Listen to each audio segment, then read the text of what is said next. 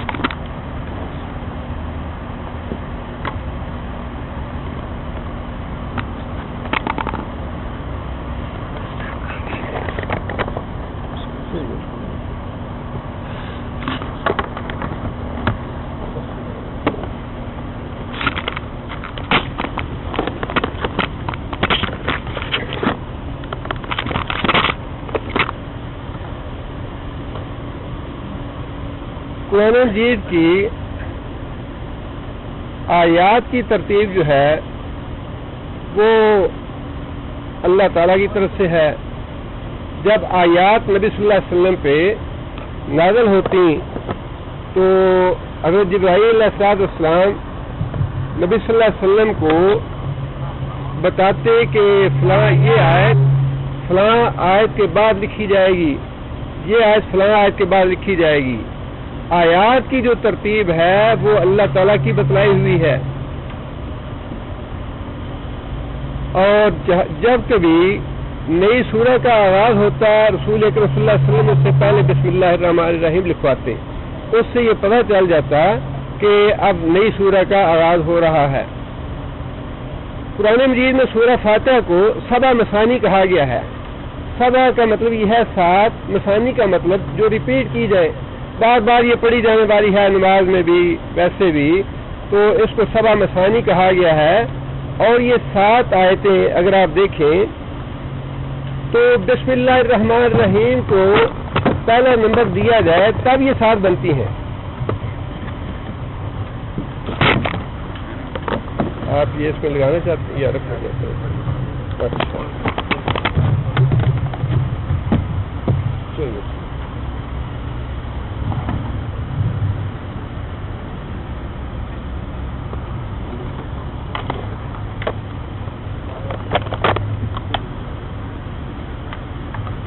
بسم اللہ الرحمن الرحیم کے بغیر سورہ فاتحہ کی آیات 6 بنتی ہیں، لیکن 7 صورتیں یہ بنتی ہیں بسم اللہ الرحمن الرحیم کو شامل کر. اس لیے سورہ فاتحہ میں بسم اللہ الرحمن الرحیم کو پہلا نمبر دیا جاتا ہے، جبکہ باقی جتنے بھی صورتیں ہیں ان میں کسی صورت میں بھی بسم اللہ الرحمن الرحیم کو نمبر نہیں دیا گیا. سورہ جو بقرہ ہے اس کی اگر آپ ابتدا دیکھیں اس میں بسم اللہ الرحمن الرحیم کو نمبر نہیں دیا گیا، لیکن سورہ فاتحہ میں بسم اللہ الرحمن الرحیم کو ایک نمبر دیا گیا ہے، جس کا مطلب یہ ہے کہ بسم اللہ الرحمن الرحیم سورہ فاتحہ کا حصہ ہے، اور نماز میں سورہ فاتحہ پڑھتے ہوئے پہلے بسم اللہ الرحمن الرحیم پڑھنی ضروری ہے.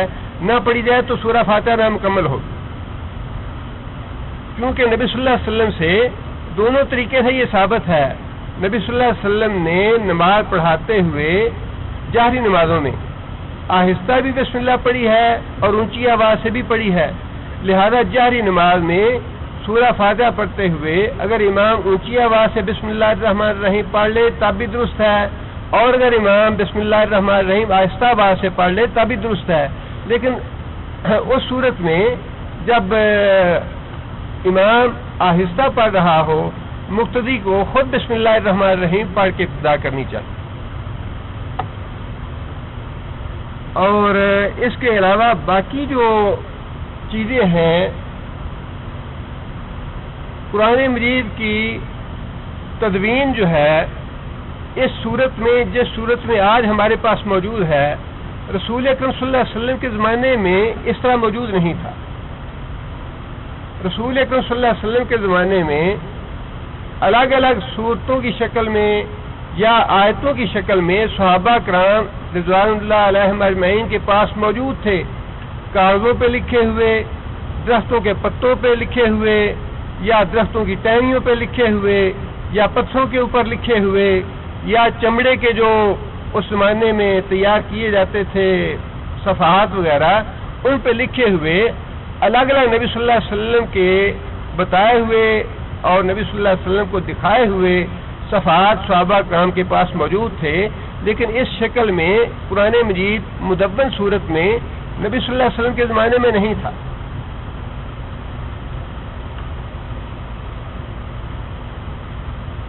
جو صحابہ کرام کے پاس لکھے ہوئے قرآن مجید کی آیات یا صورتیں تھیں وہ تھیں جو صحابہ کرام نے نبی صلی اللہ علیہ وسلم کو پڑھ کر سنا کے رکھے تھے، اور نبی صلی اللہ علیہ وسلم سے باقاعدہ اس کی تحقیق کر لی تھی کہ ہاں یہ واقعی صورتیں جو ہیں یا آیات قرآن مجید کی ہیں اور یہ ایسی ہی ہیں یا اسی طرح سے ہیں جیسا نبی صلی اللہ علیہ وسلم پہ نازل ہوئی. جنگ یمامہ میں بہت سے حفاظ شہید ہو گئے.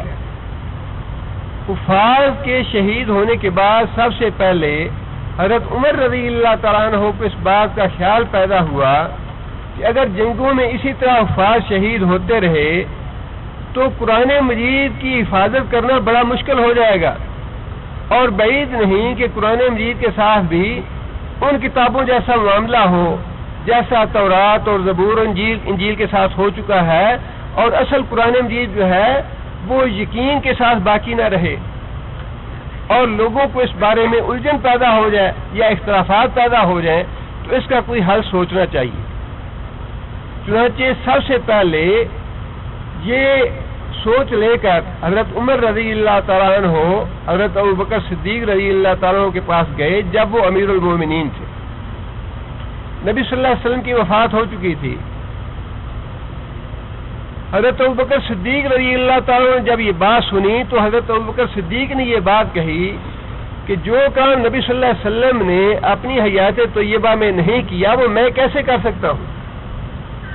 اگر یہ کام کرنا ہوتا تو نبی صلی اللہ علیہ وسلم خود اپنی حیات میں پورا کر دیتے، نبی صلی اللہ علیہ وسلم نے نہیں کیا، لہذا میں بھی نہیں کروں گا۔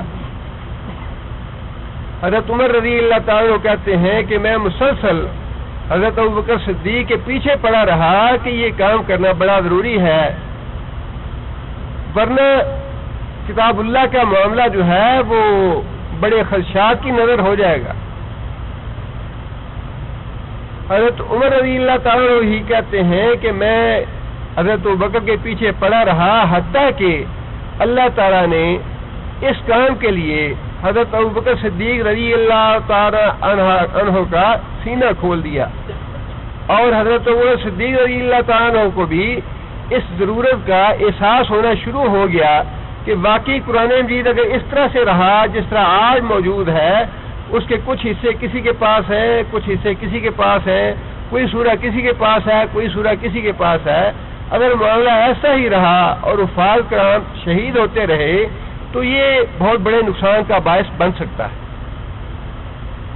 جب دونوں حضرات کو شرح صدر ہو گئی اس بات پہ کہ یہ کام کرنا بڑا ضروری ہے،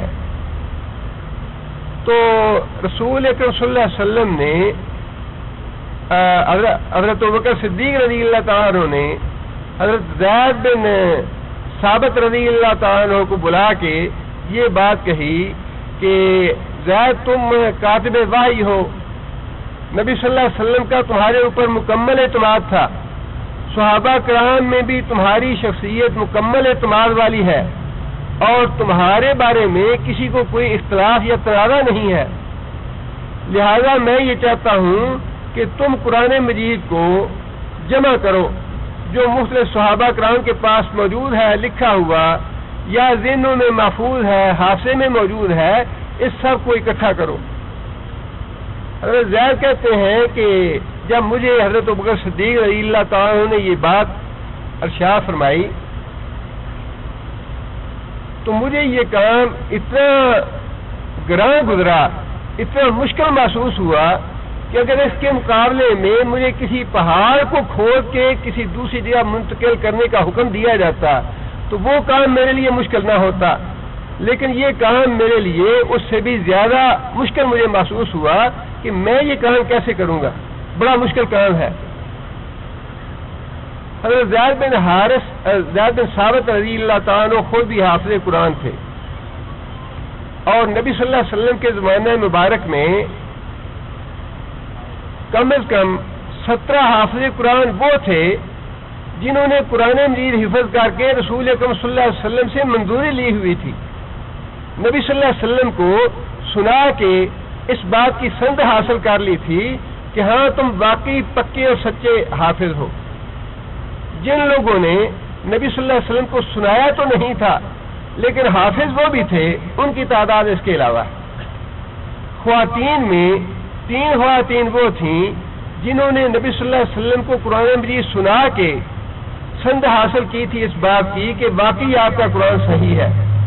حضرت عائشہ رضی اللہ تعالیٰ عنہا، حضرت حفصہ رضی اللہ تعالیٰ عنہا اور حضرت ام سلمہ رضی اللہ تعالیٰ عنہا، یہ 3 خواتین ایسی تھیں جنہوں نے اپنا قرآن مجید رسول اکرم صلی اللہ علیہ وسلم کو سنا کے نبی صلی اللہ علیہ وسلم کی تائید اور تصدیق حاصل کر رکھی تھی، اور 17 صحابہ کرام تھے جن میں 4 خلفائے کرام موجود ہیں، امیر المومنین حضرت ابوبکر صدیق بھی حافظ قرآن تھے، حضرت عمر فاروق رضی اللہ تعالیٰ عنہ بھی حافظ قرآن تھے، حضرت عثمان رضی اللہ تعالیٰ عنہ بھی حافظ قرآن تھے، اور حضرت علی رضی اللہ تعالیٰ عنہ، یہ چاروں خلفاء چاروں حافظ قرآن تھے، اور ان سمیت 17 افراد تھے، اس کے علاوہ 3 خواتین تھیں، کل 20 حضرات تھے جنہوں نے نبی صلی اللہ علیہ وسلم کو قرآن مجید سنا کے اپنے حفظ کی تصدیق اور تائید پا لی تھی۔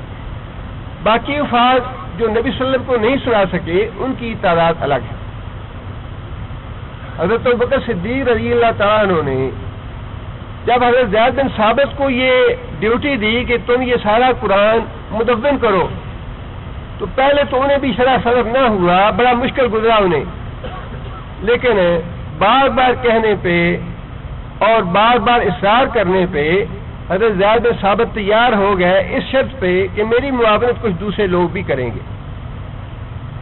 چنانچہ طے یہ ہوا کہ حضرت زید بن ثابت خود حافظ قرآن تھے، نبی صلی اللہ علیہ وسلم کو قرآن بھی سنا رکھا تھا، ہر آیت کی خود تصدیق کریں گے، اور پھر حضرت عمر فاروق رضی اللہ تعالیٰ عنہ بھی اس کمیٹی کے ممبر بنایا گیا ہے جو تصدیق کرنے والی تھی۔ حضرت عمر فاروق بھی حافظ قرآن تھے، اور وہ بھی تصدیق کریں گے کہ ہاں واقعی یہ آیت میں نے نبی صلی اللہ علیہ وسلم سے ایسے ہی سنی ہے جیسے یہ آیت بتا رہا ہے۔ اس کے بعد پھر جو بھی آدمی کوئی آیت لے کے آئے گا وہ ساتھ 2 گواہ لے کے آئے گا، اس کی گواہی 2 آدمی دیں گے کہ ہاں یہ آیت ہم نے ایسے ہی رسول اکرم صلی اللہ علیہ وسلم سے سنی ہے۔ یہ انتظام کرنے کے بعد حضرت زید بن ثابت رضی اللہ تعالیٰ عنہ نے قرآن مجید کو ایک جگہ جمع کرنے کا کام شروع کر دیا۔ قرآن مجید کو جمع کرنے کا کام حضرت ابوبکر صدیق رضی اللہ تعالیٰ عنہ کے زمانے میں مکمل ہو گیا۔ قرآن مجید سارے کا سارا یکجا ہو گیا، 114 صورتیں جتنی بھی تھیں، لیکن یہ صورتیں اس ترتیب سے نہیں تھیں جس ترتیب سے آج ہمارے پاس موجود ہیں، لیکن صورتوں کی آیات کی ترتیب جو ہے وہ چونکہ اللہ تعالیٰ کی طرف سے نازل ہوئی تھی، لہذا آیتوں کی جو ترتیب ہے وہ بالکل وہی ہے جو رسول اکرم صلی اللہ علیہ وسلم پہ نازل ہوئی تھی۔ لیکن حضرت ابوبکر صدیق رضی اللہ تعالیٰ عنہ کے زمانے میں یہ کام مکمل ہو گیا کہ پورے کا پورا قرآن مجید مختلف افراد سے لے کے یکجا کر دیا گیا، ایک جگہ اکٹھا کر دیا گیا، اور اس کو کا نام دیا گیا، الکتاب کہہ لیجئے۔ اور اس معاملے میں ایک واقعہ بڑا مشہور ہے حضرت خزیمہ رضی اللہ تعالیٰ عنہ کا۔ حضرت خزیمہ رضی اللہ تعالیٰ عنہ صحابی ہیں، اور نبی صلی اللہ علیہ وسلم کا مکی زندگی میں یا مدنی زندگی کا واقعہ ہے، نبی صلی اللہ علیہ وسلم نے کسی آدمی سے ایک گھوڑے کا سودا کیا۔ سودا کرتے وقت نبی صلی اللہ علیہ وسلم کے علاوہ اور جس آدمی سے سودا کیا تھا، ان 2 آدمیوں کے علاوہ کوئی تیسرا آدمی نہیں تھا۔ اس آدمی کو کسی دوسرے آدمی نے زیادہ قیمت کی پیشکش کر دی، چنانچہ وہ آدمی اس سودے سے مکر گیا کہ میرا آپ سے سودا طے نہیں ہوا۔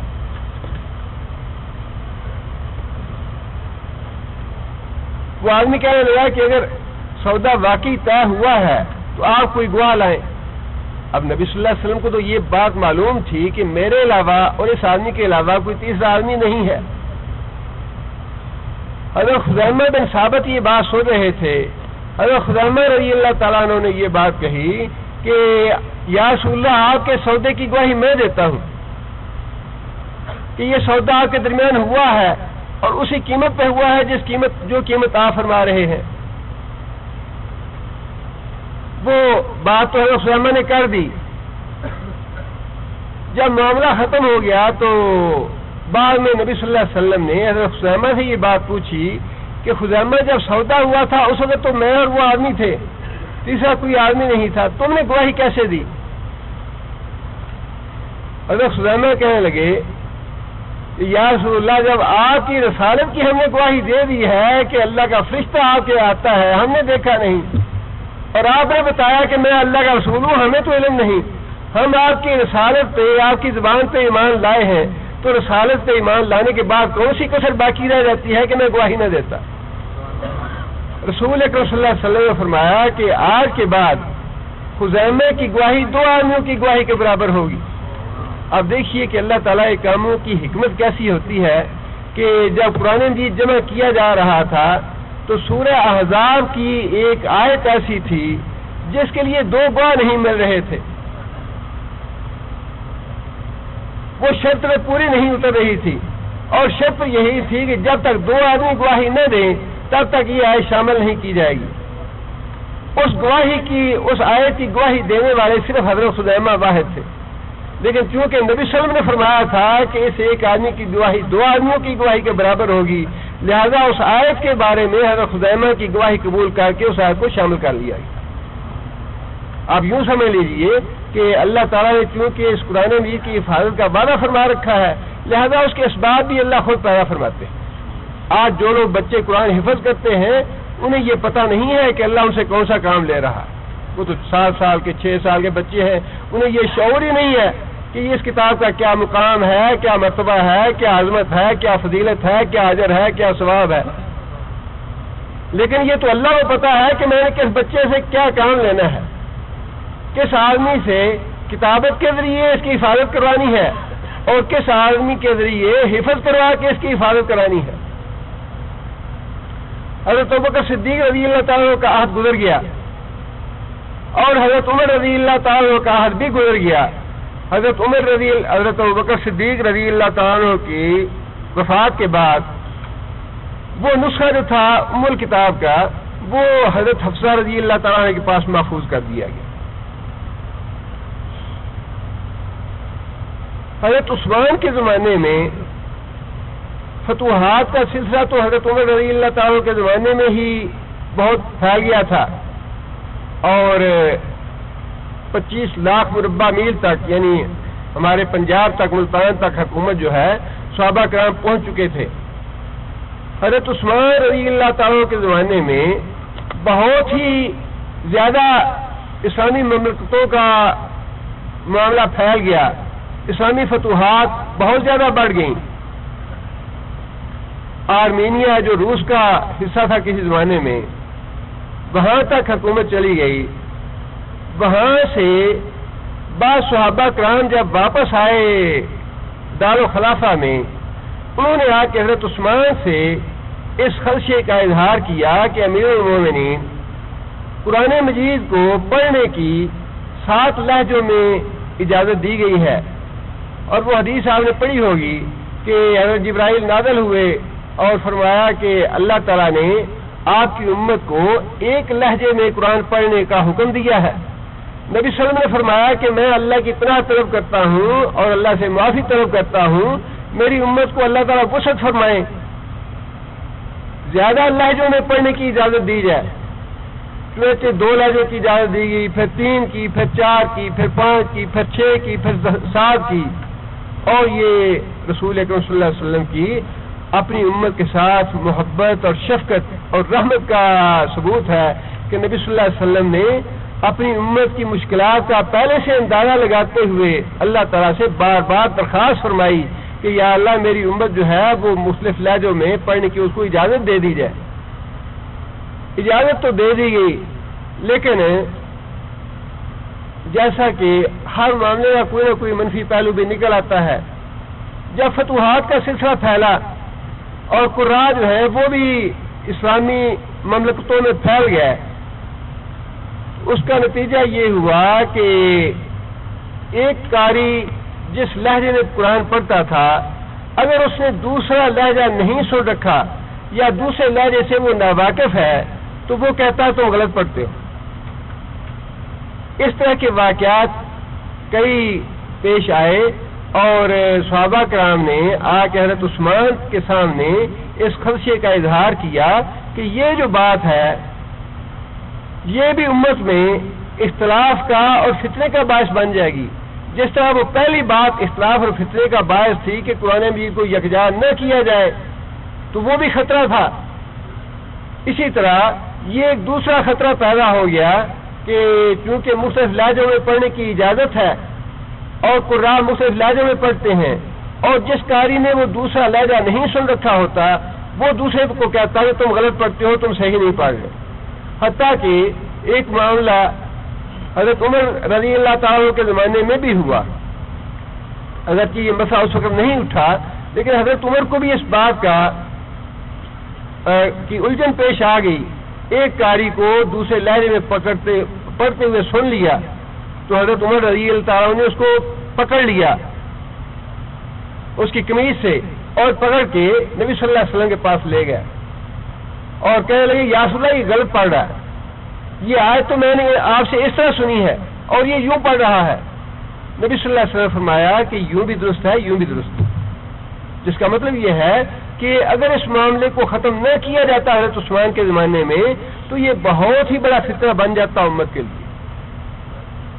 چنانچہ حضرت عثمان رضی اللہ تعالیٰ عنہ نے کبار صحابہ کرام کی میٹنگ بلائی اور سب سے گفتگو فرمائی، اس بارے میں مشورہ فرمایا کہ اس کا کیا حل ہے۔ صحابہ کرام نے حضرت عثمان سے پوچھا کہ امیر المومنین آپ نے اس بارے میں کیا سوچا ہے؟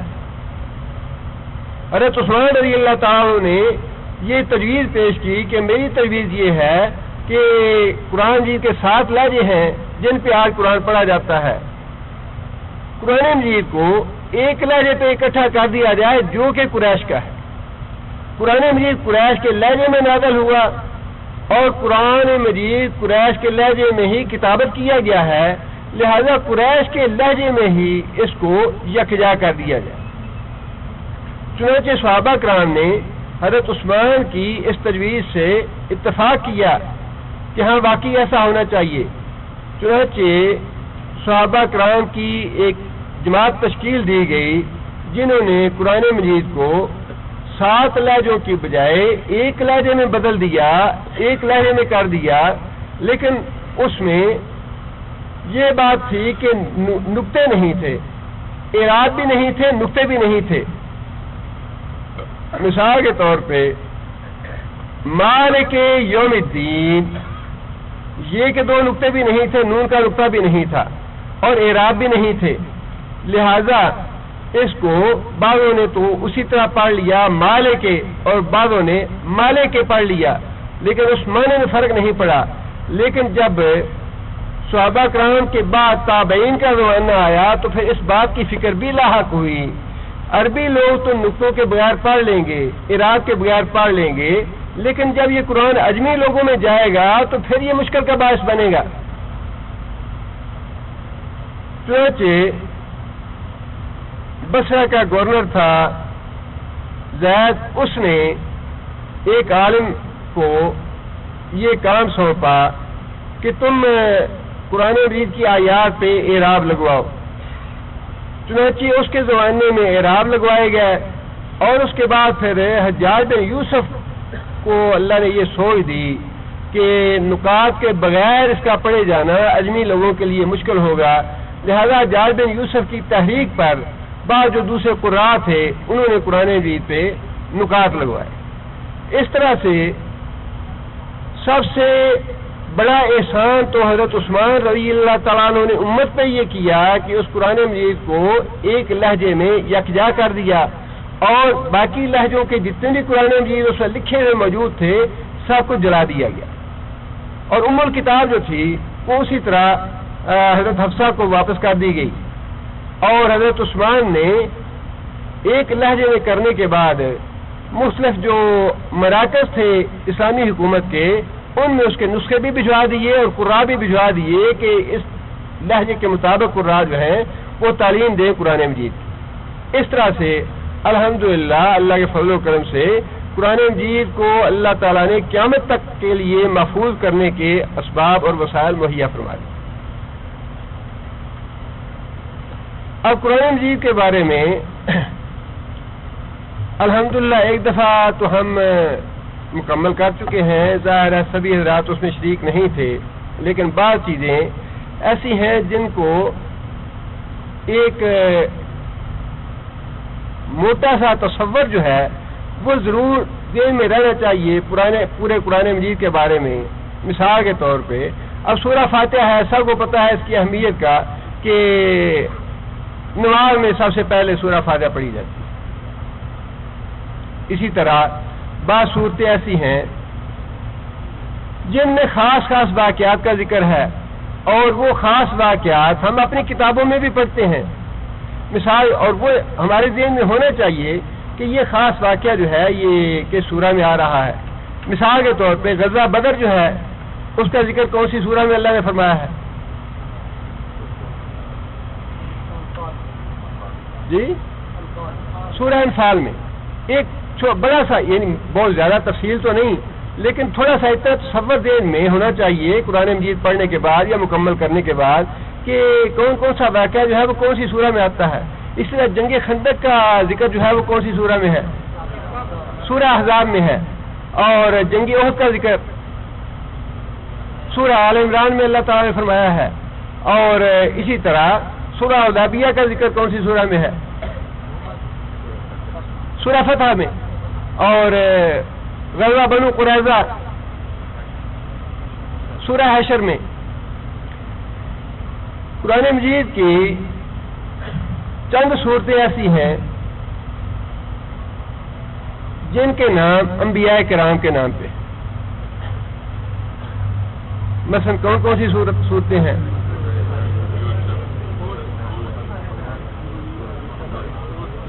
اور سورہ محمد، سورہ نوح. 6 انبیاء کے نام پہ قرآن مجید کی سورہ ہے. ایک سورہ کا نام یورپ کے ایک بڑے مشہور شہر کے نام پہ ہے، الروم. سورہ روم کا، جس میں کون سی جنگ کا ذکر ہے؟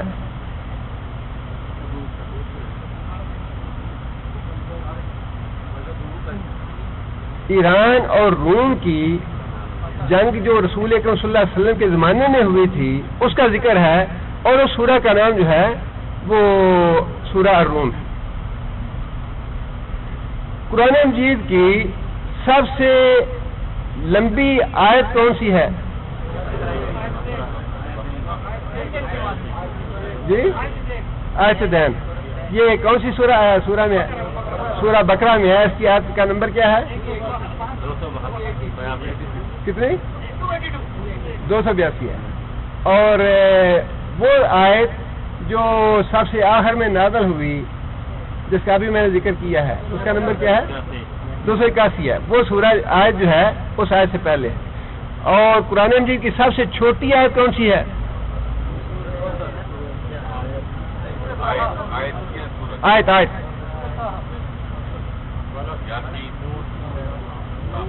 آیت یہ حروف مقطعات میں سے. جی،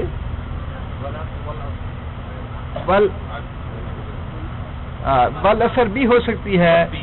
ثم نظرا یہ 2 حروف پہ ہے. بل اثر جو ہے یہ بھی 2 حروف پہ ہے. 2 حروف کی آیات ہیں قرآن مجید میں. اور ایک سورہ کو نبی صلی اللہ علیہ وسلم نے فرمایا کہ پناہ مانگنے کے معاملے میں قرآن مجید کی سب سے اچھی سورہ ہے یہ سورہ الفلق. اور سب سے عظیم آیت کون سی ہے قرآن مجید کی؟ اور سب سے عظیم سورہ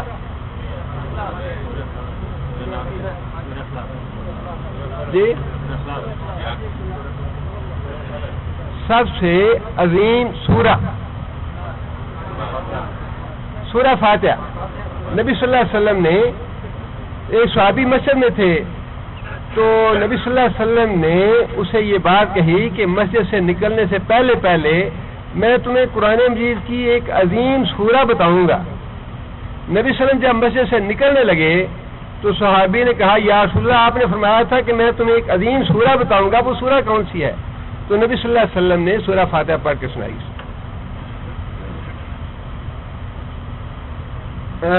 قرآن مجید میں ایک عورت کا نام ہے اور ایک مرد کا نام ہے. جی اگر زید صحابی ہیں ان کا نام ہے اور خاتون حضرت مریم ہے. اچھا یہ بتائیے کہ سورہ فاتحہ کے کتنے نام ہیں؟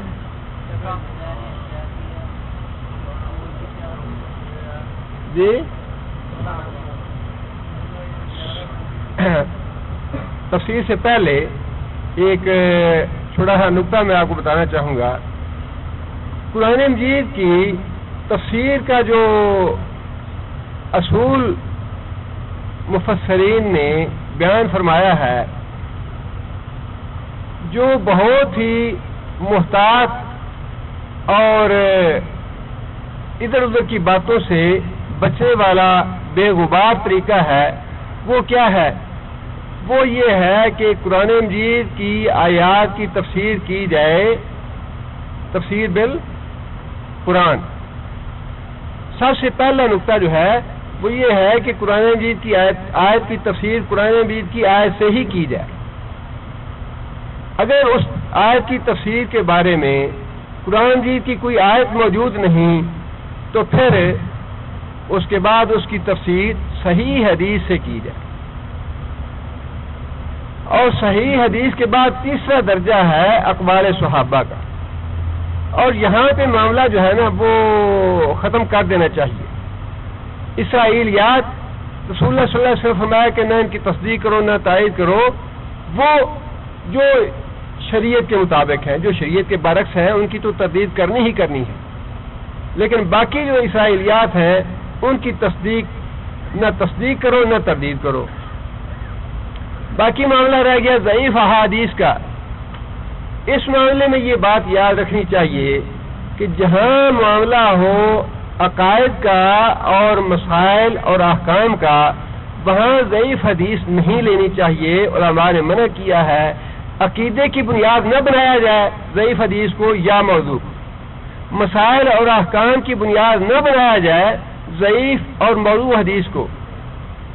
البتہ فضائل کے معاملے میں بعض علماء نے اس حد تک نرمی کی ہے کہ فضائل کے معاملے میں اگر ضعیف احادیث کا حوالہ دے دیا جائے تو کوئی حرج کی بات نہیں. لیکن احتیاط اس میں بھی یہ ہے کہ ضعیف احادیث کا دروازہ نہ کھولا جائے. ضعیف احادیث اگر آپ لینی شروع کر دیں گے تو وہ لوگ جو اپنے عقائد کی بنیاد ضعیف احادیث پہ رکھتے ہیں ان کو بھی راستہ مل جائے گا. لہذا اس کا جو صحیح حل ہے وہ یہی ہے کہ ضعیف احادیث کو بھی نہ لیا جائے. جہاں تک موضوع حدیث کا تعلق ہے، موضوع حدیث کا مطلب ہے اپنے پاس سے گھڑی ہوئی حدیث، بنائی ہوئی حدیث، اور اس کے بہت سے اسباب ہیں جو طویل ایک موضوع ہے کہ لوگوں نے ایسا کیوں کیا. بہرحال دین میں فتنہ پیدا کرنے کے لیے بعض لوگوں نے بہت سی احادیث گھڑ لی. ایسی حدیث جب علم ہو جائے تو نہ تو اس کو عقیدے کی بنیاد بنایا جائے، نہ مسائل کی، نہ حکام کی، اور نہ ہی فضائل کی، نہ ترغیب کی، نہ ترہیب کی. موضوع حدیث سے برات کرنا ضروری ہے. اس لیے کہ اللہ کے رسول نے فرمایا ہے من کذب علی متعمدا فلیتبوأ مقعدہ من النار، کہ جو آدمی جان بوجھ کے میری طرف جھوٹی بات منسوب کرے اسے چاہیے کہ وہ اپنی جگہ آگ میں بنا لے. لہذا موضوع حدیث جو ہے یہ اس بارے میں تو کوئی ملاحظہ نہیں ہے، یہ تو بالکل ممنوع ہے، حرام ہے، اور اس سے کسی چیز کا استنباط بالکل غلط ہے.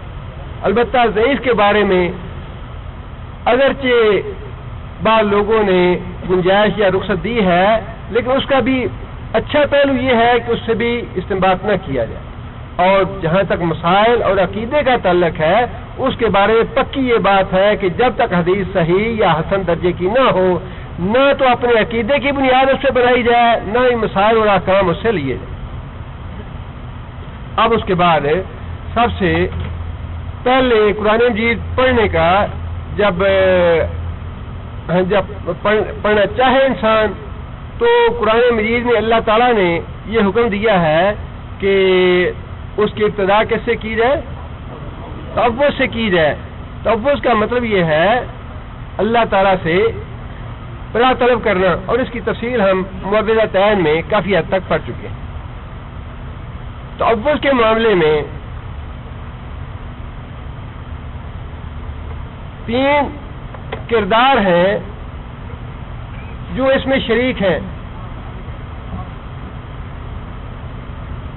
ایک تو ہے پناہ مانگنے والا انسان،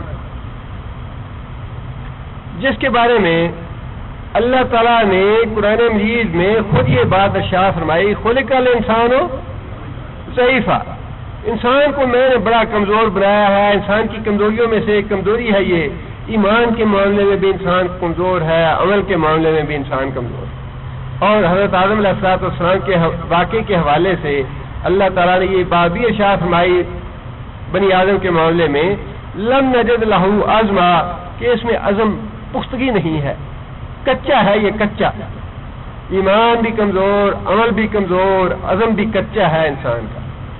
جس کا مطلب یہ ہے کہ انسان جو ہے یہ معاملات میں ضعیف ہے، کمزور ہے. اس کے بعد تعوذ میں دوسرا کردار ہے شیطان کا، جس سے ہم پناہ طلب کرتے ہیں. شیطان کے بارے میں اللہ تعالیٰ نے 2 باتیں ارشاد فرمائی ہیں. ایک بات تو یہ ہے انہ لکم عدو مبین، کہ یہ پکی بات ہے شیطان تمہارا دشمن ہے. اور دوسری بات اللہ تعالیٰ نے شیطان کے بارے میں یہ ارشاد فرمائی ہے کہ انسانوں کے مقابلے میں شیطان زیادہ طاقتور ہے. وَلَأُغْوِيَنَّهُمْ أَجْمَعِينَ، کہ یا اللہ میں پکا ارادہ کرتا ہوں، اغوینہم، میں سارے انسانوں پہ زور لگا دوں گا گمراہ کرنے کے لیے، میرے مقابلے میں یہ بڑے کمزور ہیں. اور شیطان نے یہ بات کہی اللہ کو کہ اے یا اللہ تو کم ہی لوگوں کو اپنا شکر گزار پائے گا، انسانوں کی اکثریت جو ہے اس پہ میں قابو پا لوں گا، اس پہ غالب آ جاؤں گا.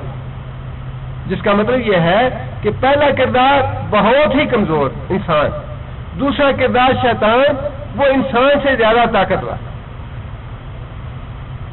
اور اس تعوذ کا تیسرا کردار جو ہے وہ اللہ سبحانہ تعالیٰ کی ذات ہے جس سے پناہ طلب کی جاتی ہے. اور وہ ذات ہے جو ساری مخلوق سے زیادہ طاقتور ہے. علی کل شیء قدیر، ہر کام کرنے پہ قادر ہے. وہ مالک الملک ہے، پوری کائنات کا مالک ہے، کن فیکون کا مالک ہے. جو کام وہ کرنا چاہتا ہے یکون کہتا ہے تو ہو جاتا ہے، جب ارادہ کرتا ہے تو وہ کام ہو جاتا ہے. مقلب القلوب ہے. نبی صلی اللہ علیہ وسلم نے فرمایا کہ ہر انسان کا دل اللہ تعالیٰ کی 2 انگلیوں کے درمیان، انسان کا دل اللہ تعالیٰ کی 2 انگلیوں کے درمیان ہے، اور اللہ تعالیٰ جیسے چاہتے ہیں انسان کا دل پھیر دیتے ہیں. اسی لیے نبی صلی اللہ علیہ وسلم کثرت کے ساتھ یہ دعا فرماتے، یا مقلب القلوب ثبت قلوبنا علی دینک، اے دلوں کو پھیرنے والے ہمارا دل جو ہے یہ ایمان پہ جما دے، ثابت کر دے. اور پھر فرمایا کہ نعم الوکیل حسبنا اللہ و نعم الوکیل، بہترین کام کرنے والی ذات اللہ تعالیٰ کی. یفعل ما یشاء، جو کام وہ چاہتا ہے وہ کر لیتا ہے، اس کا کوئی ہاتھ پکڑنے والا نہیں. یہ ہے 3 کردار تعوذ کے. پہلا کردار انتہائی کمزور انسان، دوسرا کردار شیطان جو کہ انسان سے طاقتور ہے، اور تیسرا کردار اللہ تعالیٰ کی ذات ہے جو سب پہ غالب ہے، سب سے زیادہ طاقتور ہے. چنانچہ حکم یہ دیا گیا ہے کہ اذا قرأت القرآن فاستعذ باللہ، جب قرآن پڑھنے لگو تو پڑھنے سے پہلے اللہ کی پناہ طلب کر. دشمن ہے ہمارا شیطان، اور دشمن بھی وہ ہے جس نے یہ عہد کر رکھا ہے کہ میں انسانوں کو گمراہ کر کے چھوڑوں گا، سارا زور لگا دوں گا انسانوں کو گمراہ کرنے. اب مفسرین نے بڑے اچھے طریقے سے اللہ جزا خیر دے انہیں یہ نقطہ سمجھایا ہے کہ اگر بدترین دشمن ہو، طاقتور دشمن ہو، تو اس سے بچنے کا طریقہ کیا ہو سکتا ہے؟ ایک طریقہ تو یہی ہے کہ انسان اس کے ساتھ حسن سلوک کرے، اس کے ساتھ نیکی کا معاملہ کرے، تاکہ اس کو شرم اور حیا آ جائے، یہ آدمی میرا دشمن نہیں ہے، یہ میرا سجن ہے، میرے ساتھ خیر خواہی کرتا ہے، مجھے بھی کوئی شرم اور حیا کرنی چاہیے، دشمنی نہ کروں میں اس سے۔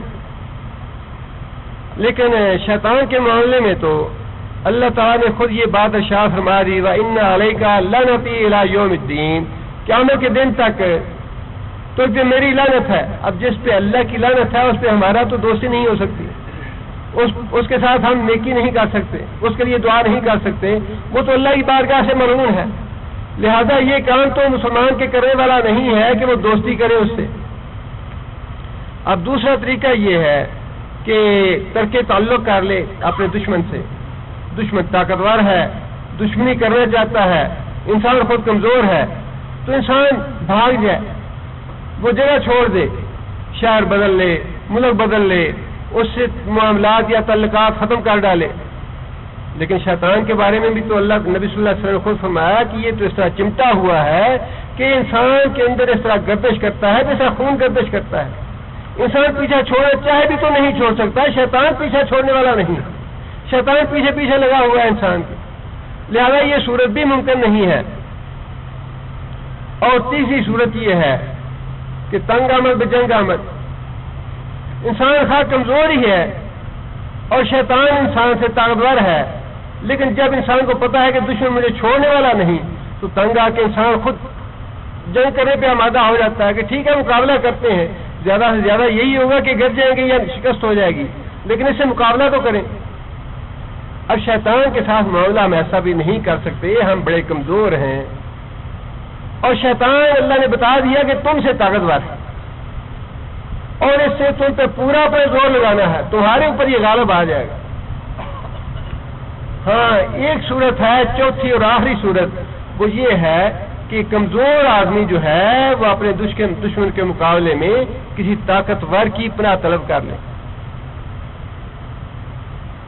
مجرم کو حکومت پکڑنا چاہتی ہے یا پولیس پکڑنا چاہتی ہے، گورنر صاحب اپنے گورنر ہاؤس میں چھپا لے اسے، یا وزیر اعظم صاحب اس کو پرائم منسٹر ہاؤس میں چھپا لے، تو ظاہر پولیس بیچاری کیا کرے گی؟ یہی معاملہ یہاں پہ ہے کہ اگر انسان کمزور ہے بہت، لیکن اگر اللہ کی پناہ میں آ جائے تو شیطان سے محفوظ ہو جائے۔ اور اسی بات کا حکم دیا گیا ہے کہ اگر تم شیطان کو اپنا دشمن سمجھتے ہو، اس سے بچنا چاہتے ہو، اس کے علاوہ کوئی دوسرا طریقہ ہے ہی نہیں کہ تم اللہ کی پناہ طلب کرو۔ اور قرآن مجید سے پہلے تعوذ کا حکم کیوں دیا گیا؟ اس لیے کہ قرآن مجید میں پھر واقعی بہت سی آیتیں ایسی ہیں جنہیں پڑھ کے بہت سے لوگ گمراہ ہوتے ہیں، بہت سے لوگ ہدایت پاتے ہیں۔ یضل بہ کثیرا ویہدی بہ کثیرا، اس قرآن سے بہت سے لوگ گمراہ ہوتے ہیں، بہت سے لوگ اس سے ہدایت پاتے ہیں۔ مرزائیوں نے غلام احمد پرویز کی نبوت اسی قرآن سے ثابت کی ہے، وہ بھی اسی قرآن کو مانتے ہیں، اسی قرآن کی تعریف کرتے ہیں، اسی قرآن کی مجید کی آیتوں کی تعویلیں کرتے ہیں، اور اپنے جو کافر نبی ہے اس کی نبوت ثابت کرتے ہیں، جس کا مطلب یہ ہے کہ اس قرآن کو پڑھنے کے بعد ہدایت کا بھی امکان ہے، گمراہی کا بھی امکان ہے۔ لہذا تعوذ کا حکم اس لیے دیا گیا کہ قرآن مجید پڑھتے پڑھتے کہیں تمہیں یہ شیطان گمراہ نہ کر دے۔ اس نے تو قرآن مجید پڑھتے پڑھتے بھی تم پہ زور لگانا ہے کہ تمہارے ذہن میں غلط معنی ڈال دے، غلط تفسیر اور تشریح تمہارے ذہن میں ڈال دے، یا تمہارے پڑھتے پڑھاتے تمہارے دل میں تکبر اور ریا پیدا کر دے، یا کسی اور گمراہی کے راستے پہ لگا دے۔ اس لیے حکم یہ ہے کہ قرآن مجید پڑھنے سے پہلے تعوذ جو ہے وہ واجب ہے۔ اعوذ باللہ من الشیطان الرجیم، بسم اللہ الرحمن الرحیم، اس کے بعد بسم اللہ ہے، اور بسم اللہ کے فضائل جو ہیں وہ بھی کئی دفعہ دہرائے ہیں، اور ایک دفعہ پھر اپنے ذہن میں تازہ کر لیجئے کہ نبی صلی اللہ علیہ وسلم نے فرمایا کہ بسم اللہ الرحمن الرحیم پڑھنے سے انسان کو برکت حاصل ہوتی ہے، اور نہ پڑھنے سے انسان برکت سے محروم ہو جاتا ہے۔ جس کام سے پہلے بسم اللہ الرحمن الرحیم پڑھ لی جائے اس کام میں اللہ برکت ڈال دیتے ہیں، خواہ وہ کھانا ہو یا کوئی بھی دوسری چیز ہو یا کام ہو، اور جس کام سے پہلے بسم اللہ الرحمن الرحیم نہ پڑھی جائے اس سے برکت اٹھ جاتی ہے۔ دوسری بات نبی صلی اللہ علیہ وسلم نے یہ فرمائی کہ اس میں اللہ کا نام ہے اور اللہ تعالیٰ کی دو بڑی عظیم صفات کا ذکر ہے، رحمان اور رحیم کا، اور صرف ایک اللہ کا لفظ جو ہے اس کے بارے میں بھی نبی صلی اللہ علیہ وسلم نے فرمایا کہ اللہ فرماتے ہیں کہ اگر ترازو کے ایک پلڑے میں اللہ کا نام رکھا جائے اور دوسرے پلڑے میں اللہ کے بغیر ساری کائنات کو ڈال دیا جائے تو اللہ کا نام بھاری ہو جائے گا۔ اللہ کا نام بڑی طاقت والا ہے، لہذا فرمایا کہ بسم اللہ الرحمن الرحیم پڑھ کے جس دروازے کو بند کریں گے شیطان سے وہ دروازہ نہیں کھلے گا، جس برتن کو بسم اللہ پڑھ کے آپ ڈھانک دیں گے اس برتن کا ڈھکنا جو ہے وہ شیطان نہیں اٹھا سکے گا، اور فرمایا کہ شیطان کو بسم اللہ پڑھنے سے ذلت اور رسوائی ملتی ہے۔ حدیث میں آتا ہے کہ نبی صلی اللہ علیہ وسلم کے پیچھے خچر پہ صحابی سوار تھے، خچر کو ٹھوکر لگی تو خچر گر پڑا تو اس نے کہا کہ شیطان ہلاک ہو۔ نبی صلی اللہ علیہ وسلم نے فرمایا کہ یہ نہ کہو شیطان ہلاک ہو، اس طرح تو شیطان پھول جائے گا کہ میں گرا سکتا ہوں، بلکہ بسم اللہ الرحمن الرحیم پڑھو، اس سے شیطان ذلیل و رسوا ہوتا ہے۔ اور پھر اسی طرح ایک حدیث میں نبی صلی اللہ علیہ وسلم نے فرمایا کہ جب انسان بسم اللہ الرحمن الرحیم پڑھ کے یا اللہ کا نام لے کے بیت الخلاء میں داخل ہوتا ہے، اللہم انی اعوذ بک من الخبث والخبائث سے اللہ کا نام لے کے داخل ہوتا ہے تو شیطان انسان کے جو شرم حیا کے اعضاء ہیں ان سے نہیں کھیل سکتا، اور شیطان کی آنکھوں پہ پٹی بن جاتی ہے، وہ ننگے انسان کو نہیں دیکھ سکتا جب اللہ کا نام لے کے انسان داخل ہوتا ہے۔ بہت سی فضائل اور برکات ہیں بسم اللہ الرحمن الرحیم کی، اس لیے کوشش کرنی چاہیے۔ یہ ایک آیت ایسی ہے کہ انسان اگر گھر میں خود بھی اور اپنے بیوی بچوں کو یہ پڑھنے کی عادت ڈال دے تو اللہ کے فضل و کرم سے یہ جادو ٹونے ٹوٹ کے یہ تو اس کے مقابلے میں کچھ بھی نہیں ہے، گھر میں داخل ہو نہیں سکتا شیطان۔ فرمایا جب انسان بسم اللہ توکلت علی اللہ لا حول ولا قوت الا باللہ پڑھ کے گھر سے باہر نکلتا ہے تو شیطان دوسرے شیطان سے کہتا ہے کہ اب تمہیں اس پہ غلبہ نہیں رہا، اس نے اللہ کی پناہ طلب کر لی ہے۔ اور جب بسم اللہ پڑھ کے انسان گھر میں داخل ہوتا ہے تو شیطان کہتا ہے اپنے دوسرے شیطانوں سے کہ اب اس بسم اللہ پڑھ کے گھر میں داخل ہوا ہے، اس گھر میں نہ تمہارے لیے ٹکانا ہے نہ کھانا ہے، یہاں سے نہ تمہیں نہ ٹکانا ملے گا نہ کھانا ملے گا۔ اتنی برکت والا کلمہ ہے یہ، جس کو ہر سورہ کے پہلے پڑھنے کا حکم دیا گیا ہے۔ سورہ فاتحہ کے 7 مختلف نام رسول اکرم صلی اللہ علیہ وسلم سے ثابت ہے۔ پہلا نام تو سورہ فاتحہ ہی ہے، کیونکہ اسی سے قرآن مجید کی ابتدا ہوتی ہے اور نماز کی ابتدا بھی اسی سے ہوتی ہے، لہذا اس کو سورہ فاتحہ کا نام دیا گیا ہے۔ اور جیسا کہ میں نے پہلے عرض کیا کہ یہ پاروں کی تقسیم یہ عہد صحابہ کی نہیں ہے، 30 پاروں کی تقسیم عہد صحابہ کی نہیں ہے۔ اسی طرح سورتوں کے جو نام رکھے گئے ہیں یہ بھی عہد صحابہ کے نہیں ہیں۔ ہمارے ہاں جو پارے کا ربع حصہ، نصف حصہ، ثلث حصہ یہ نشان لگائے گئے ہیں، یہ بھی عہد صحابہ کے نہیں ہیں۔ بعد میں علماء نے قاری کی سہولت کے لیے یہ نشان لگائے ہیں۔ یہی وجہ ہے کہ یہاں جو قرآن مجید چھپا ہے اس پہ یہ چیزیں نہیں ہیں، رکوع بھی نہیں ہے، اور اسی طرح نصف اور ثلث کے الفاظ جو ہیں وہ بھی نہیں ہیں، یہ رکوع بھی اور نصف اور ثلث کی علامات یہ نہیں ہے۔ البتہ جو 7 منزلیں ہیں قرآن مجید کی یا 7 حزب ہیں یہ صحابہ کرام کے زمانے کے۔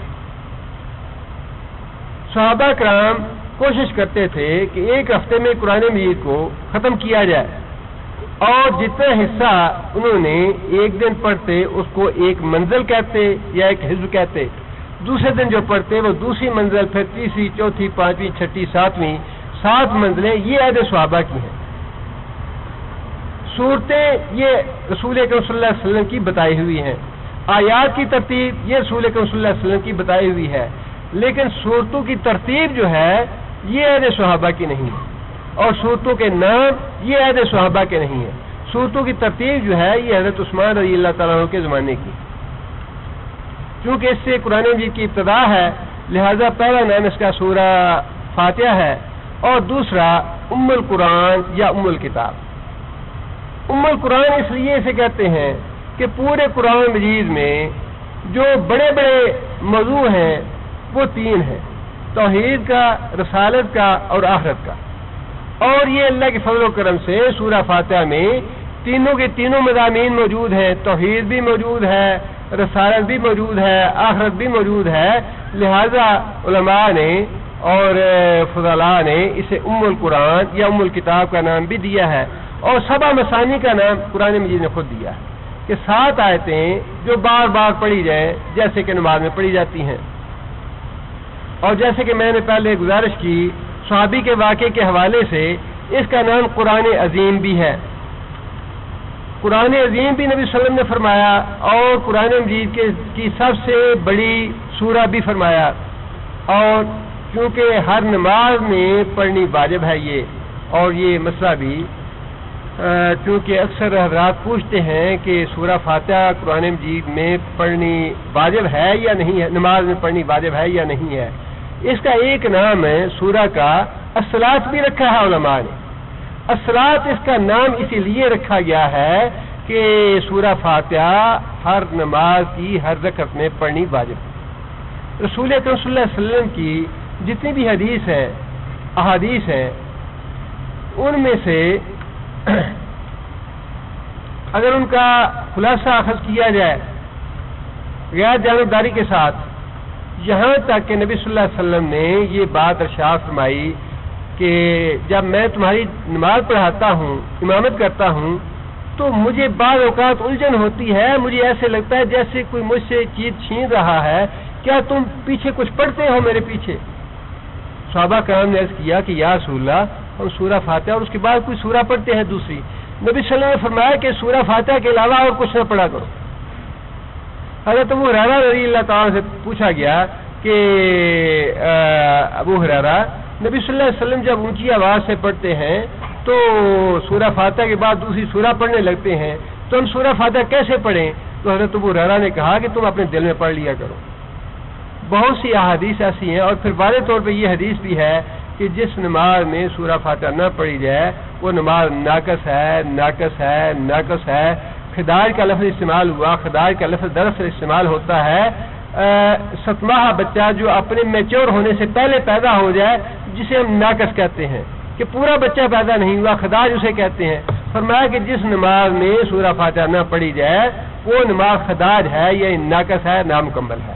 ان ساری احادیث کو اگر پیش نظر رکھا جائے، احتیاط کا پہلو، بے غبار پہلو یہی ہے کہ انسان ہر نماز کی ہر رکعت میں، خواہ انسان خود پڑھ رہا ہو الگ سے یا انسان امام کے پیچھے پڑھ رہا ہو، سورہ فاتحہ پڑھنی چاہیے۔ بہت زیادہ احتیاط کا اور مثبت جو مسئلہ ہے وہ انشاءاللہ یہی ہے۔ اسی طرح قرآن مجید کا ایک نام شفا بھی ہے، اور اس معاملے میں ایک نام رقیہ ہے۔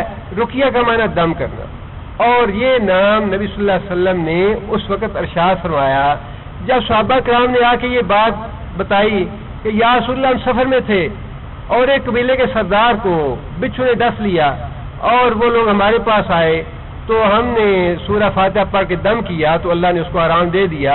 نبی صلی اللہ علیہ وسلم نے فرمایا کہ تمہیں یہ کیسے پتہ چلا؟ یہ سورہ رقیہ ہے، جس کا مطلب یہ ہے دم کرنے والی۔ یہ سورہ پڑھ کے دم کیا جائے تو اللہ تعالیٰ آرام دے دیتے ہیں، لہذا اس کا نام رقیہ بھی ہے اور شفا بھی ہے۔ دارمی کی ایک سورہ میں واضح طور پہ ہے کہ یہ سورہ جو ہے یہ زہر کے لیے شفا رکھتی ہے، اس لیے شفا کا معنی بھی ہے اس کا، یا اس کا نام بھی ہے۔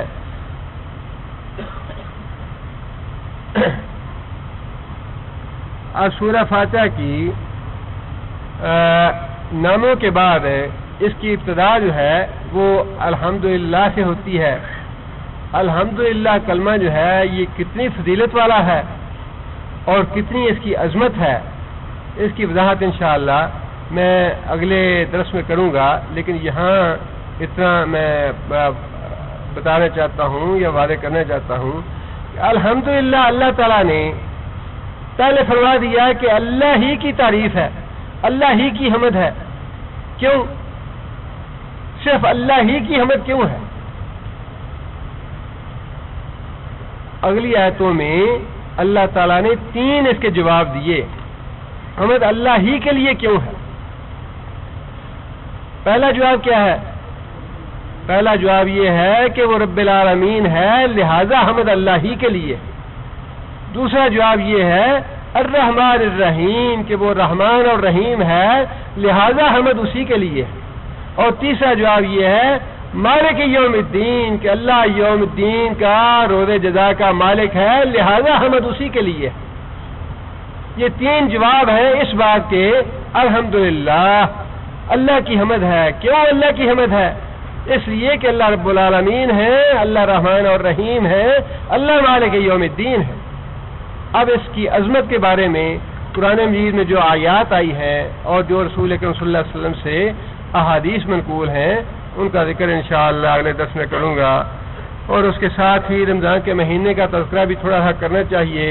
بڑی ہی عظمت کا مہینہ ہے اور بڑی عظیم نعمت ہے، قرآن مجید کی نعمت بھی بڑی عظیم ہے، رمضان کی نعمت بھی بڑی عظیم ہے، اور وہ لوگ بڑے خوش قسمت ہیں جن کو اللہ تعالیٰ نے مول دے دی یہ مہینہ پانے کے لیے۔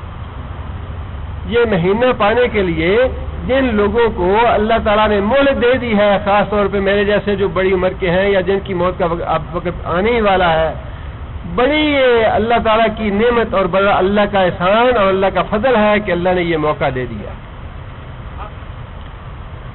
نبی صلی اللہ علیہ وسلم نے فرمایا کہ جنت کے دروازے کھول دیے جاتے ہیں، جہنم کے دروازے بند کر دیے جاتے ہیں، شیاطین کو جکڑ دیا جاتا ہے، اور اس کے باوجود جو شیطانی کام کرتا ہے، اس کا مطلب یہ ہے کہ وہ ابلیس سے بڑا شیطان۔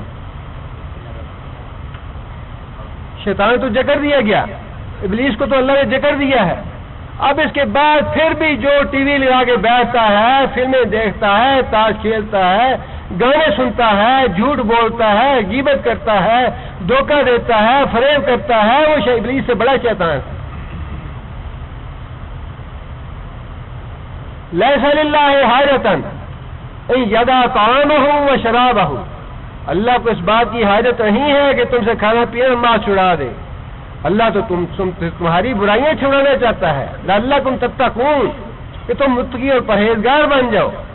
یہ نیکیوں کا موسم ہے، بڑھائیوں کا موسم ہے، تقوی حاصل کرنے کا موسم ہے، اللہ کو راضی کرنے کا موسم ہے، اللہ تعالیٰ کی حصول جنت کا موسم ہے۔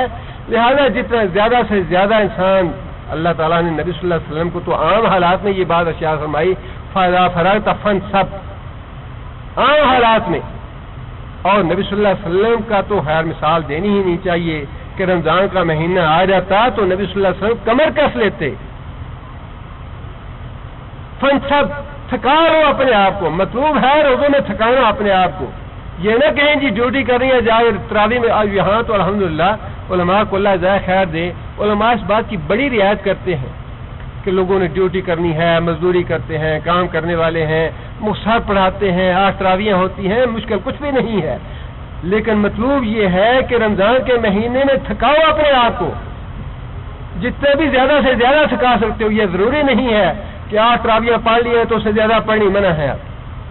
گھر میں جا کے اتنا قیام کرو کہ پاؤں پہ برم آ جائے۔ نبی صلی اللہ علیہ وسلم نے فرمایا کہ احرا اکون عبدا شکورا، اللہ کا شکر ادا کرنا چاہیے۔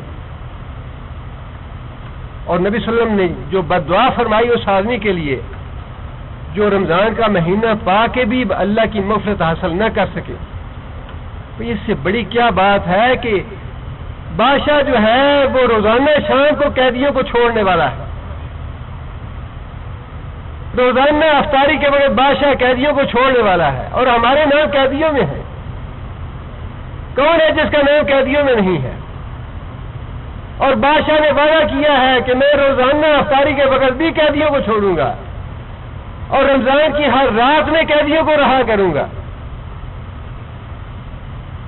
اتنا تو تردد کرنا چاہیے ہر انسان کو رات کے وقت بیٹھ کے سحری سے انسان 1 گھنٹہ پہلے اٹھ جائے، سحری کو تو اٹھنا ہی اٹھنا ہے، اور انسان سے اللہ سے دعا کرے کہ یا اللہ رہا کرنے والوں میں میرا نام بھی شامل فرما دے۔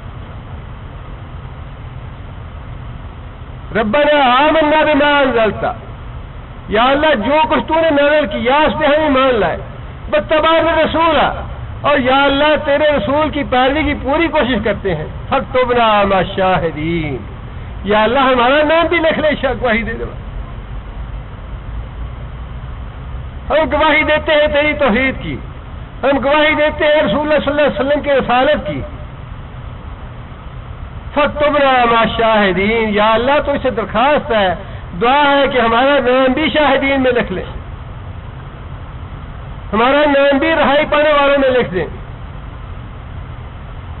فرمایا کہ جو آدمی رمضان کا مہینہ پانے کے باوجود اللہ سے اپنے گناہ نہ معاف کرا سکے، اللہ کو راضی نہ کر سکے، اللہ سے رہائی نہ پا سکے، فرمایا کہ نامراد ہو، اس کی ناک ہو خاک آلود ہو، اللہ کی رحمت سے دور ہو جائے وہ آدمی کہ اتنا وہ بدبخت ہے، اتنا بد نصیب ہے کہ رمضان کا مہینہ بھی پایا اور اس کے باوجود اللہ کی رحمت حاصل نہ کی، اس کے باوجود اپنے گناہ اللہ سے معاف نہ کرائے۔ 30 دن بڑا لمبا وقت ہے، بڑے دن ہے لمبے، یہ بہت وقت ہے۔ بار بار اللہ تعالیٰ یہ بہانہ ہے ہماری مغفرت کے لیے کہ رمضان بار بار اللہ نے رکھا ہے، ورنہ اللہ چاہتے تو یہ بھی کر سکتے تھے کہ اچھا بھائی تمہاری زندگی کا تو ایک ہی رمضان میں دوں گا، تم ایک دفعہ ایک رمضان پا لو، اس کے بعد پھر نہیں دوں گا۔ اللہ نے ایسا نہیں فرمایا، فرمایا کہ بار بار ہر آدمی فائدہ اٹھائے رمضان سے۔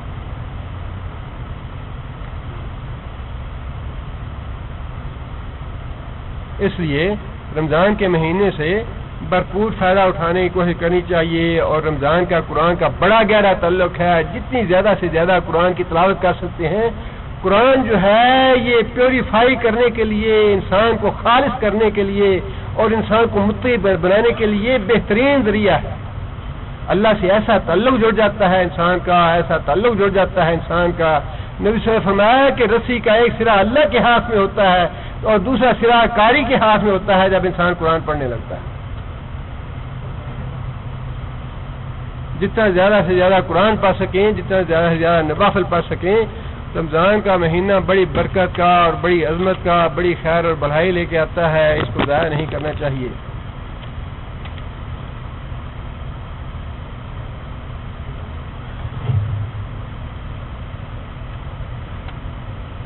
یہ جس بھائی نے لکھا ہے کہ وہ زکوٰۃ کی رقم پاکستان بھجوانا چاہتے ہیں، ادارے تنظیم یا کسی کا نمبر وہ چاہتے ہیں، وہ بعد میں مجھے مل لیں، انشاءاللہ جو مجھے علم ہوگا اس کے مطابق میں انشاءاللہ آپ کی رہنمائی کر دوں گا۔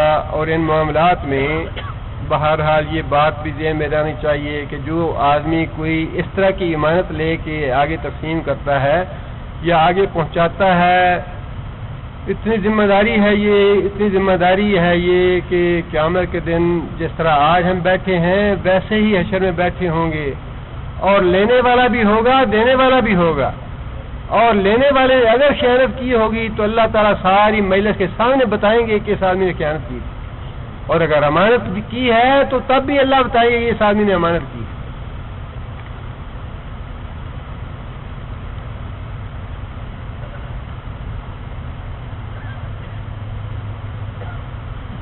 یہ ایک بھائی نے سوال کیا ہے کیا زکوٰۃ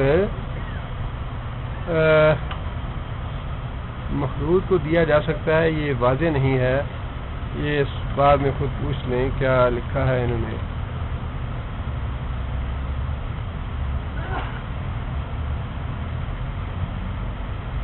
مصیبت کے وقت مسلمان کو کافر کی امداد قبول کرنی چاہیے یا نہیں؟ کافر کی امداد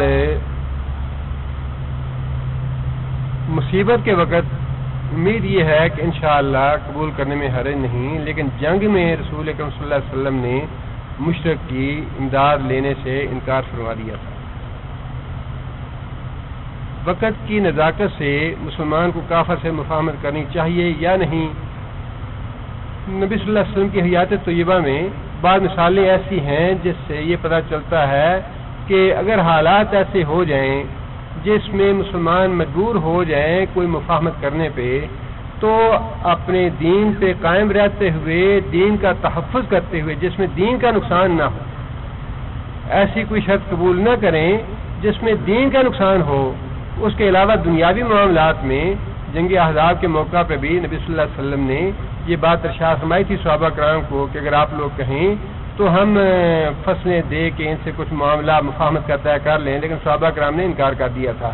اور جب نبی صلی اللہ علیہ وسلم ہجرت کر کے گئے تھے تب بھی نبی صلی اللہ علیہ وسلم نے یہودیوں کے ساتھ کچھ معاملات طے کیے تھے، لہذا وقت کی نزاکت کے مطابق دین پہ کوئی حرف نہ آئے، اپنے دین کو محفوظ رکھتے ہوئے اگر کوئی معاملہ کیا جائے تو انشاءاللہ اس میں حرج نہیں ہے۔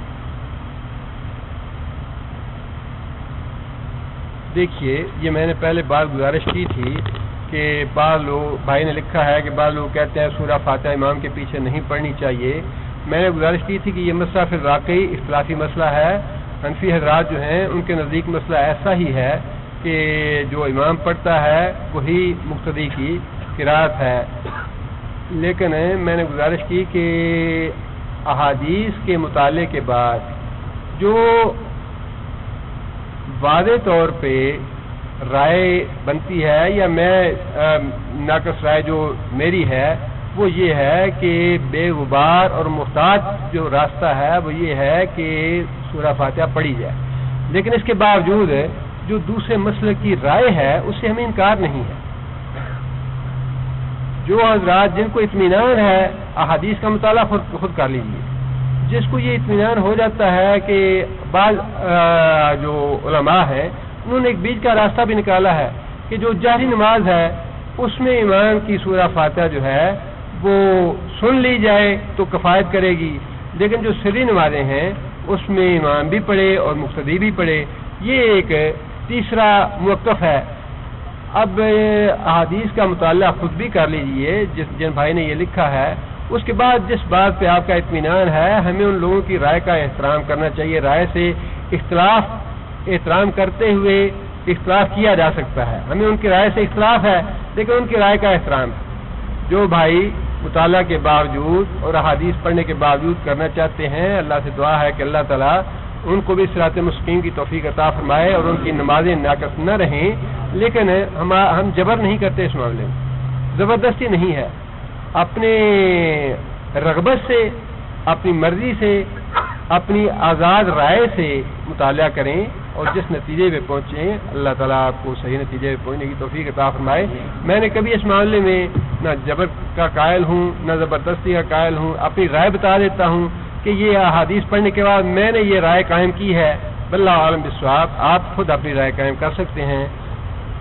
یہ درست ہے کہ اس معاملے میں دوسری آراء موجود ہیں۔ لیلۃ القدر کے متعلق یہ سنتے آئے ہیں کہ یہ آخری حصے کی طاق راتوں میں سے ایک میں ہوتی ہے۔ اب ایک نئی بات سننے میں آئی ہے کہ یہ عید سے 1، 3، 5، 7، 9 پہلے والی راتوں میں سے ہوتی ہے، کیا یہ درست ہے؟ اس کا مطلب یہ ہوا کہ 29 اور 30 روزوں کی صورت میں یہ مختلف راتوں میں سے ہوگی۔ جہاں تک طاق راتوں کا تعلق ہے یہ تو صحیح مسلم اور بخاری کی احادیث سے ثابت ہے، نبی صلی اللہ علیہ وسلم نے خود فرمایا ہے کہ آخری عشرے کی طاق راتوں میں اس کو تلاش کرو۔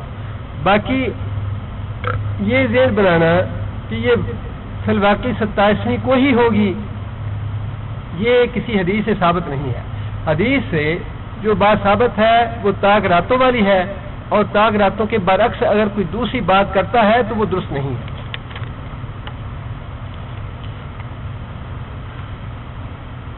یہ ایک بھائی نے لکھا ہے کہ ہمارے ایک دوست ہیں، ان کے والد صاحب کی طبیعت خراب ہے، اللہ تعالیٰ سے دعا ہے کہ اللہ تعالیٰ انہیں شفا عاجلہ اور کاملہ عطا فرمائے۔ اور یہ بھائی نے بولا کہ اگر امریکہ برطانیہ پاک امداد بند کر دیں تو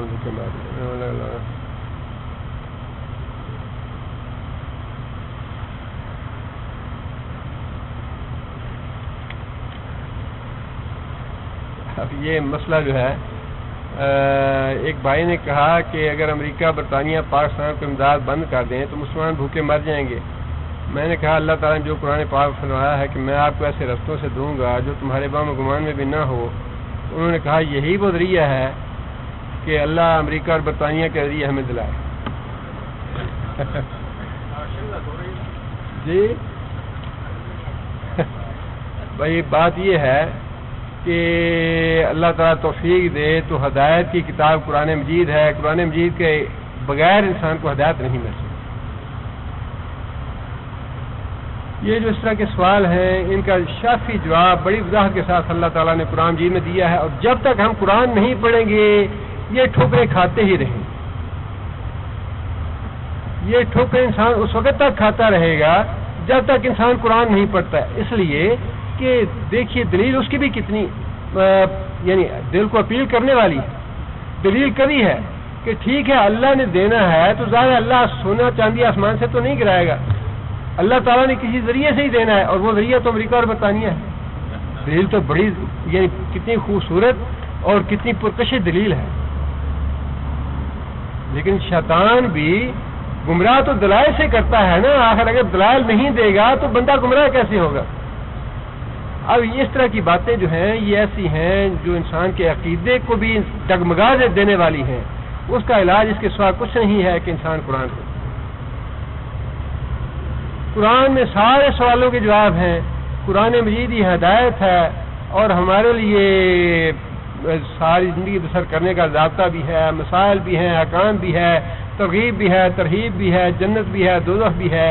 اس کا حل ایک ہی ہے، آپ بحث کرتے رہیں، بحث میں کوئی آپ کو بڑھنے نہیں دے گا. ان بات ہزاروں دلائل شیطان کے پاس بھی، اور ہزاروں دلائل جو پڑھا لکھا آدمی ہے یا اسلام پہ اپنے ایمان پہ قائم ہے اس کے پاس بھی بہت سے دلائل ہیں.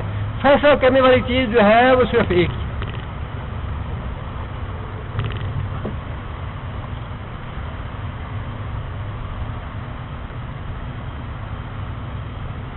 عشاء کے بعد وتر امام کے ساتھ پڑھ لیتا ہوں.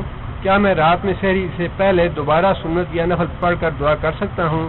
انشاءاللہ وتر پڑھنے کے بعد یہ وتر نبی صلی اللہ علیہ وسلم نے فرمایا تو ہے کہ آخری نماز جو ہے یہ وتر ہونی چاہیے. لیکن ایک بات تو یہ ہے کہ یہ ممانعت جو ہے یہ حرمت والی نہیں ہے کہ حرام ہے اس کے بعد. دوسری بات یہ ہے بعض اوقات رسول اکرم صلی اللہ علیہ وسلم سے وطروں کے بعد بیٹھ کے 2 رکعت نفل ادا کرنا ثابت ہے.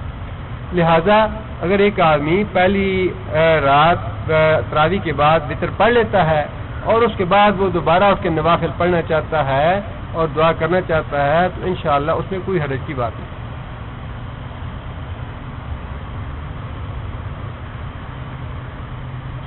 تہجد پڑھنے کے لیے سونے کی شرط تو نہیں ہے.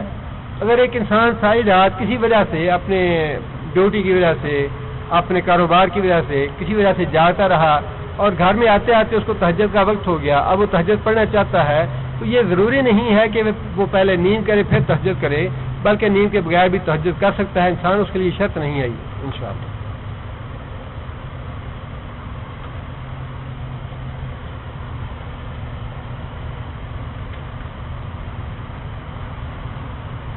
یہ ایک بھائی نے لکھا ہے کہ قرآن پڑھنے سے پہلے بعض اوقات وضو نہیں ہوتا یا وضو ٹوٹ جاتا ہے تو کیا اس صورت میں قرآن پڑھتے رہنا چاہیے یا دوبارہ وضو کر کے پھر قرآن پڑھنا چاہیے؟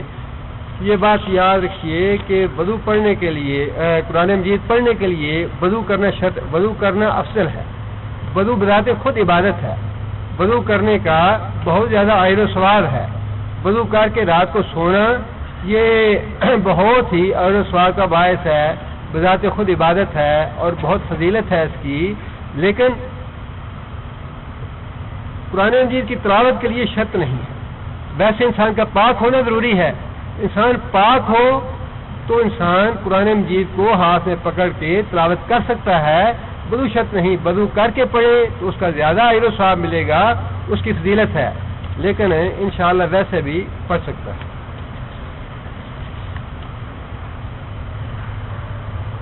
روزے کی حالت میں انجیکشن لگوانا گلوکوز کا یا آنکھ میں دوائی ڈالنا جائز ہے یا نہیں؟ آنکھ میں دوائی ڈالیں اگر اور اس کا ذائقہ حلق میں چلا جائے پھر ناجائز ہے. اگر دوائی ڈالیں آنکھ میں اور اس کا ذائقہ حلق میں نہ جائے تو پھر جائز ہے. اسی طرح اگر طاقت کا ٹیکہ ہے تو پھر نہیں لگوانا چاہیے. اگر اس سے طاقت نہیں آتی جسم میں تو پھر انشاءاللہ لگوانے میں کوئی حرج نہیں ہے. اسی طرح ٹوتھ پیسٹ اگر کرنا چاہے کوئی آدمی تو اس کا ذائقہ حلق تک نہ پہنچنے دے پھر جائز ہے، لیکن اگر حلق میں ذائقہ پہنچ جائے تو پھر جائز نہیں.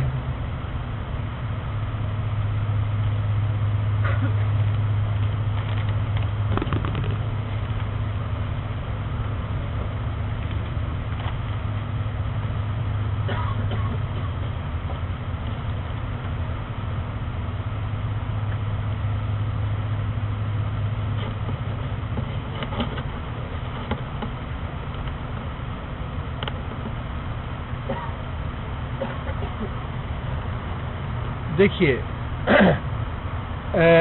وہ عورت جو بچے کو دودھ پلا رہی ہے وہ اگر روزہ رکھنے کی طاقت نہیں ہے اس میں تو اس کو روزہ چھوڑنے کی رخصت ہے، اس پہ کفارہ نہیں ہے لیکن قضا ہے. قضا جو ہے دیکھیے یہ وہی بات ہے کہ دین کے معاملے میں جو کچھ اللہ اور اللہ کے رسول نے فرمایا ہے وہی مسلمان کو کرنا ہے. حیض کی حالت میں جو نمازیں چھوڑی جاتی ہیں ان نمازوں کی قضا عورت پہ نہیں ہے، لیکن حیض کی حالت میں جو روزے چھوڑی جائے گی ان کی قضا ہے. اسی طرح حاملہ عورت اگر روزے چھوڑتی ہے اسے طاقت نہیں ہے اس پہ کفارہ نہیں ہوگا لیکن اس پہ قضا ہوگی. دودھ پلانے والی خاتون جو ہے اس کو بھی اس بات کی اجازت ہے کہ اگر وہ روزے ترک کرنا چاہے تو روزے چھوڑ دے لیکن اس کے بعد اس پہ قضا ہوگی. بسم اللہ الرحمن الرحیم الحمدللہ رب العالمین الرحمن الرحیم مالک یوم الدین ایاک نعبد و ایاک نستعین اهدنا الصراط المستقیم صراط الذین انعمت علیہم غیر المغضوب علیہم ولا الضالین. اللهم صل علی محمد وعلی آل محمد کما صلیت علی ابراہیم وعلی آل ابراہیم انک حمید مجید. اللهم بارک علی محمد وعلی آل محمد کما بارکت علی ابراہیم وعلی آل ابراہیم انک حمید مجید. ربنا ظلمنا انفسنا ان لم تغفر لنا وترحمنا لنكونن من الخاسرين. ربنا آتنا في الدنيا حسنة وفي الآخرة حسنة وقنا عذاب النار. ربنا هب لنا من أزواجنا وذرياتنا قرة أعين واجعلنا للمتقين إماما. ربنا اصرف عنا عذاب جهنم إن عذابها كان غراما إنها ساءت مستقرا ومقاما. عذب الباس رب الناس واشف انت الشافي لا شفاء الا شفاءك واشفاء لا يغادر سقما. عذب الباس رب الناس واشف انت الشافي لا شفاء الا شفاءك واشفاء لا يغادر سقما. اللهم اعز الاسلام والمسلمين، اللهم اعز الاسلام والمسلمين، اللهم اذل الشرك والمشركين، اللهم دمر اعداء الدين، اللهم نبر قلوبنا بنور الايمان، اللهم ثبتنا على الاسلام. اللهم اغفر لجميع المؤمنين والمؤمنات الأحياء منهم والأموات. ربنا تقبل منا إنك أنت السميع العليم وتب علينا إنك أنت التواب الرحيم. سبحان ربك رب العزة عما يصفون وسلام على المرسلين والحمد لله رب العالمين.